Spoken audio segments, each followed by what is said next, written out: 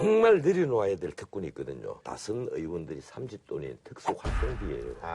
이 특수활동비는 내가 지난번에 한번 이 자리에서 업무상 횡령이다 공언을 했는데 이게 드러난 게 이제 홍준표 그렇죠. 지사가 하고 신계륜 의원 신계륜 의원하고 이제 자녀 유학비 아니면 뭐 돈을 뭐 그거 집에 갖다 줬더니 집사람이 뭐 대여금고에 보관해놨던 거다 이런 얘기들이요. 이게 이제 그 정치자금법 위반 때문에 이제 그분들이 하신 얘기들. 그런데 그동안 이제 김무성 의원이 이런 것이 논란이 되니까 작년 5월 달에 특수활동비를 앞으로 모두 카드로 쓰게 하겠다.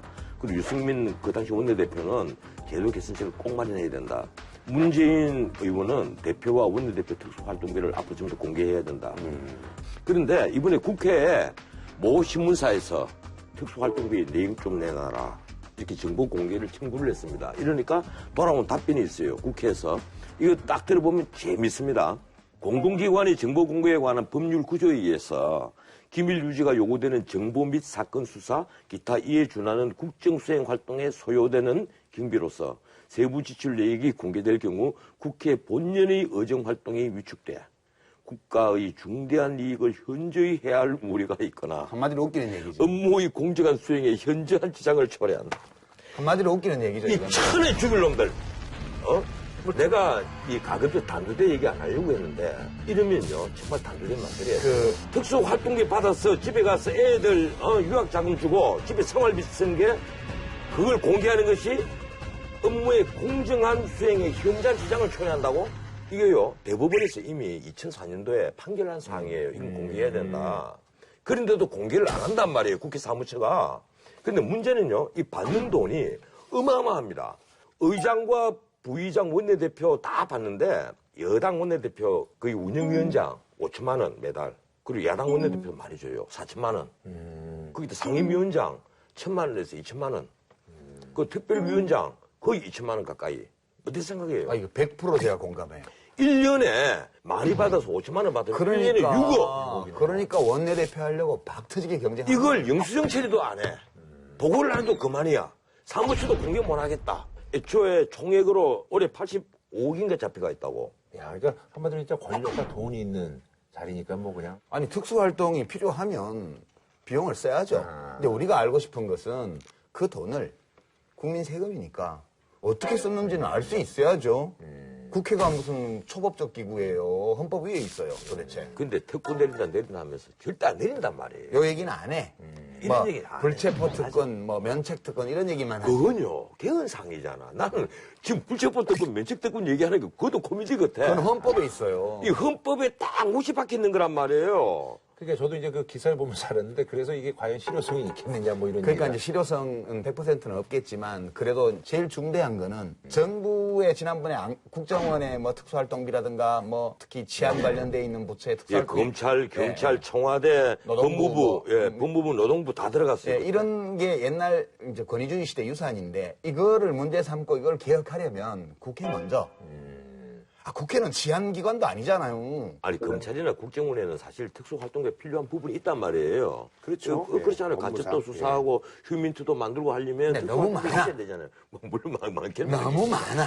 집에 갖다 주고 뭐 자녀 유학비로 쓰고 이런 것도 문제지만 그렇게 안 하고 활동비로 쓴 것도 문제예요. 예를 들어서 원내대표가 오늘 뭐 술 한잔 산다. 의원님들 오늘 뭐 국회에서 법 통과시키느라고 몸싸움 하느라고 고생했어요. 한잔 삽니다. 이렇게 가잖아요. 그 너무 비싼 거 먹어. 내가 늘 하는 얘기인데 고급 식당도 있잖아요. 57종 50. 1인당 20만 원짜리 밥을 국회의원들이 왜 먹냐고. 10만 원 아니고 54만 원 1인당 점심에 송로버스 세트를 다 이제 그런 거를 공개를 못 하는 거예요. 근데 정말 화나는 게 또 하나 있어. 국회의원들 본분이 뭐예요? 본회의 참석하고 상임위 참석하고 국정을 논하는 거잖아요. 그런데 회의에 참석하면 하루 일당이 얼마인지 알아요? 31,360원씩 따로 줍니다. 저는 국회의원 해도 그거 몰랐는데. 그러면 되겠어요? 좀 이해가 안 가네요. 그 하루 일당이 참석만 하면 31,360원씩이야. 그게 아마 좋게 해석하자면 교통비예요? 하도 회의에 안 오니까 좀 오게 하려고 그런 거 밥이랑 아닐까요? 여기 대해서 밥이나 먹으라고 뭐 돈 돈 3만 1,000원 때문에 안 갈 놈이 간다? 그건 놈이에요. 그래도 진짜. 의사 정도 채우기가 힘들어요, 국회에. 아니 그런저나 말이죠. 그럼요 여기서 지금 뭐 특권 내려놓기 뭐 이런 지금 얘기들을 하고 있는데 그럼 가능한 것들이 뭐 어느 정도 있을지 뭐 이렇게 말씀해 주시면서 좀 정리를 하는 걸로. 가능한 거 이게 다 가능해요. 내가 지금 얘기한 거 다 가능한 거예요. 실제적으로. 실제 가능한 거예요. 아니 그러니까 그쪽에서 이제 할 것 같은 것들 없지. 없어요. 그러니까 제가 얘기하고 싶은 거예요. 실제로 할 것 같은 것들. 이거요. 국회 사무처가 끝내 이걸 공개를 하지 않으면 우리가 올 한 10월달 정도 돼서 우리 둘이 1인 시위하러 갈까요? 아니, 시위하지 말고 국회에? 고발합시다. 그럼 간단해요. 조금 법만 좋아하세요. 아니, 이게 진짜 분위기거든요. 아니 그러나 요번에 조홍천 의원이 이거 우리가 흔히 얘기하는 뭐 헛발질이라고 이렇게 이제 많이 얘기를 하잖아요. 헛발질. 예. 근데 요번에 이제 뭐 특권 내려놓기 관련해서 뭐 면책 특권 이런 것들이 좀 제한돼야 되지 않느냐 뭐 이런 얘기가 좀 있습니다. 예. 이게 그 조홍천 의원이 이번에 MBC 고위 간부를 성추행범으로 완전히 몰아버렸는데 쉽게 말하면 한 건 하려고 무차별적으로 막 끌어내다가 폭로를 해버린 거예요. 근데 이제 사과를 했으니까. 사과했죠. 예. 잘못된 정보는 어떤 경로로 입수하셨던 건지 보좌진한테 얘기 들었어요. 보좌진이 어느 경로로 입수하셨는지 그거는 모릅니다. 제가 보좌진한테 일일이 따져 물을 시간적 여유가 그때 없었고 사실 확인 잘못한 제 책임이 다기 때문에 면책특권은 그러니까 국회 회의석상에서 이제 발언한 거예요. 그거는 명령사상의 책임을 안 지도록 헌법에 보장이 돼 있잖아요. 이게 이제 들어온 이유는 과거에 국회가 권한을 박탈당하고 행정부의 권한이 너무 강해서 억압당한 그 기억 때문에 활발하게 이제 국정감시 활동하라고 준 거예요. 긍정적인 효과도 있었죠. 네, 그러니까 이제 부작용이 난 거죠. 이미 그 국회에서 이런 반응을 했다 하는 식으로 보도자료 다 뿌리고. 예, 보도자료 다 내고 온라인으로 올리고 다 했단 말이에요. 그건 지금 판례상으로는 명백히 명예훼손에 해당됩니다. 근데 이 면책 특권을 이용해서 개인의 어떤 특별한 그 명예 아니면 말고식으로 얘기를 해서 명예를 훼손하잖아요. 그럼 이게 면책특권이니까 그냥 넘어간다? 나는 이게 반드시 국회윤리위원회에서 중징계를 해서 예. 의원 출입을 안 시키거나 제명을 하거나 이렇게 해야 돼요. 저도 윤리위에서 다루는 거는 뭐 적합하다고 봐요. 이번에 그런데 요거는 좀 이렇게 좀 시행될 가능성이 있잖아요. 이 부분과 관련돼서요. 그렇죠. 그런데 의원들끼리 서로 간에 이런 문제들은 좀 봐주거든요. 동업자 의식이 얼마나 대단한데요. 윤리위에서도. 예, 윤리위에서 봐준단 말이에요. 아니, 그러니까 솔직히 국회의원들 뭐 장관 할 때 충분히 하잖아요. 보통 사람 간에 김구라를 뭐 문화부 장관을 임명한다 하면 막 발톱에 때까지 다 차잖아요. 그런데 국회의원인데 이 문화부 장관을 임명한다면 방금 어제 다 들통난 잘못도 다 감춰줘. 근데 이제 이 조홍천 의원 건은 이분이 실수한 건데 네. 우선 이분이 검사 출신이잖아요. 그렇죠. 예. 만약 기자 출신이면 이렇게 안 했을 거예요. 당사자의 확인을 그렇지. 받는 먼저. 절차를 꼭 밟았을 텐데 검사들은 그런 거 안 해. 그러니까 온갖 일이 다 생기는 거야. 그게 이제 인간적으로 이해가 되는 측면이고 네. 두 번째는 사과를 했어요. 네. 사과를 했으면 또 된 면도 있어요. 뭐 저도 예컨대 옛날에 김무성 의원이 국회 본회의장에서 저보고 뭐 미국하고 접촉한 종북 좌익 세력이 국회에 침투해 있다고 저를 지목하기도 했잖아요. 그래도 또 사과하면 됐어요. 이러고 이제 뭐 다시는 그러지 마세요. 그러고 넘어가는 거지. 조홍천 의원도 이게 사실인 줄 알고 그런 거잖아요. 그랬더라고요. 안 되죠. 아, 그러면 안 되는 거지만 내가 윤리위원회에서 다루는 거는 내가 찬성이에요. 그러면 오늘부터 김구라에 대해서 온갖 루머를 퍼뜨리고 다음 주 이 자리에 오기 바로 직전에 사과를 할게요. 일부러 그러면 안 돼. 무슨 루머를 퍼뜨린 적이 이 있어요? 사람도 온갖 루머를 퍼뜨리는 거예요. 그렇다고 해서 이것 때문에 헌법 고쳐서 이걸 없앨 수는 없으니까 결국은 자율 규제예요. 국회 윤리위원회를 좀 이제 정세균 국회의장이 기왕할 거면 규정을 좀 고쳐서 의원들끼리만 윤리위원회를 하지 말고 윤리위원회를 외부위원으로 구성을 한다든가 예를 들어 이런 분 우리 전원책 변호사님 같은 분을 탁 윤리위원장으로 모신다든가 이렇게 하면 그 사람들이 좋아하겠어요. 윤리위원장을 그러면 좋아할 사람 데려다 놔요? 아, 칼 두고 갈 건데. 박용진 의원 같은 경우는 지금 국가보훈처를 비판했는데 이 문제에 대해서 사실 이제 더민주에서도 이제 의견이 좀 이렇게 나뉘고 있습니다. 예.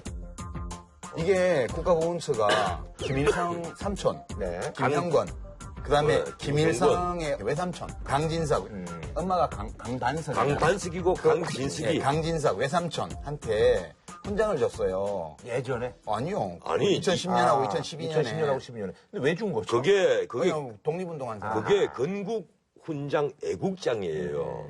정말 외국 투사들에게만 주는 건데 문제는 과연 이게 강진석과 김형근에 대한 서훈이 누가 결정을 했느냐는 거예요. 이명박 정부 때 보훈처에서 한 거예요. 예. 그러니까 2010년도하고 2012년도 2012년도에 강진석에 관해서 서훈이 됐단 말이에요. 국민의당 애국장이. 네네네. 그 후에 사람들이 솔직히 말해서 몰랐어요, 이걸. 지금 민족문제연구소가 들고 일어난 건데 민족문제연구소에서는 처장이 제대로 몰랐다는 걸 지금 물고 늘어지는 거예요. 이 서훈을 물고 늘어지는 게 아니에요. 근데 박성춘 보훈처장이 아마 보고는 받아서 알긴 알았던 것 같아. 네, 알았어요. 근데 박용진 의원은 서훈을 물고 늘어져 버렸단 그렇죠. 말이에요. 서훈 자체를 문제 삼는 서훈 자체를 쉽게 말하면 북한에서는 김일성은 막 육룡이 나르샤식이거든. 육룡이라는 뭐. 예? 네. 뿌리 깊은 남부란 말이에요. 그렇게 식기관을 시켜놓은 사람들을 이쪽에서 서훈을 줘. 그러니까 박용진 의원 물으니까 엄격하게 대답하기를 해방 이전, 이 표현이 광복이라는 표현을 안 썼더라고요. 해방 이전의 그 일과 해방 이후에 이런 구분해서 봐야 된다. 이렇게 답변을 한 거예요. 그러니까 박용진 의원이 또 더 나갔지. 그러면 김영직이하고 강반석이는 서훈할 거냐 이러니까. 그러니까 김일성 부모. 예, 검토해보겠다. 검토해보겠다. 그러니까 이제 우리 정 변호사님 어떻게 보세요? 이 서훈에 대해서? 아니, 솔직히 말해서요. 북한 정권에 직접 개입을 했거나 혹은 북한 그 정권과 직접 연관되어 있는 이런 사람들에 대해서 우리가 굳이 서훈을 한다는 것은 이게 굉장히 문제 있는 겁니다. 실제 문제 있는 거예요. 우리 정부가 반국가 단체 수개의 소상을 굳이 우리가 서훈을 한다? 그게 좀 이상하네요. 그러니까 국민 정서는 그런데 네. 저는 박성춘 보훈처장이 처음에 국회에서 답변하는 걸 보고 저 사람 생각보다 괜찮네 그렇게 생각했어요. 저는. 생각보다 쿨하네. 왜냐하면 서훈의 원칙은 독립운동가는 좌우를 가리지 않고 서훈하고 그러나 북한 체제와 관계된 자들은 서훈하지 않는다. 그러니까 이제 우리 광복 전에 죽은 사람들 경우는 김일성 정권하고 직접 관계가 없으니까 일반적인 요건에 해당되면 서훈할 수 있지 않냐. 이제 그러니까 그러면 김일성 부모도 공산당이든 뭐든 하여튼 독립주의를 한 건 사실이니까. 독립운동의 자료에 있고 이 좌파로 분류가 되어 있단 말이에요. 그러니까 서훈 기준을 딱 얘기를 하고 검토해 보겠다 이러니까 5.18 노래 때문에 시끄럽고 뭐 대선 때 이상한 시민교육 같은 거 해서 시끄럽고 뭐 국회 와서 또 지 맘대로 하고 이래서 좀 이상한 사람이다 생각했는데 논리가 뚜렷하네. 내가 반대하는 이유 중에 하나는요. 김형근이나 강진석이나 이분들이 왜 건국훈장 애국장을 받아서 안 되는가 하면 건국이라고 할 때 건국이 대한민국이잖아요. 네. 그런데 이 김형근, 강진석이가 꿈꾸던 국가는 대한민국이 아닙니다. 전부 다 사회주의자였고 극좌란 말이에요. 저 잔인무도한 김정은 일가의 그 신격화에 이용이 된단 말이에요. 그래서 그 서훈은 안 되는 거예요.